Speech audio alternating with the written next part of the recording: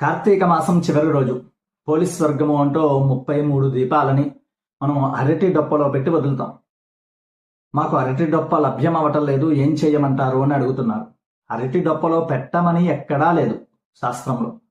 మీకు అరటి డొప్ప లభ్యం అవ్వలేదు, అటువంటి సమయంలో ఇటువంటి మోదుగా ప్రసాదం కప్పులు ఉంటాయి కదా, దానిలో కూడా మనం ఉత్తర భారతదేశం వెళ్తే ఇస్తూ ఉంటారు.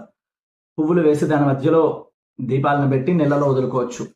అలాగే మీ ఇంట్లో రాగిదో ఇత్తడిదో ఇటువంటి పళ్ళెం ఉంటే ఇంట్లో చేసుకునేటువంటి వారు వీటిలో కూడా దీపాలు పెట్టి వదలొచ్చు, మునిగిపోయేటువంటి అవకాశం లేదు. ఇక కొబ్బరి తీసేసినటువంటి కొబ్బరి చిప్పలు వాటిలో కూడా దీపాలు పెట్టి వదలొచ్చు, అది కాలిపోదు, ఎందుకంటే కింద నీళ్లు ఉంటాయి కాబట్టి. ఇక చివరిది ప్రమిద.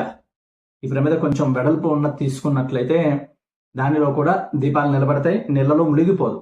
ఇలా అనేకమైన మార్గాలు ఉన్నాయి. దీపాలని అరటి డొప్ప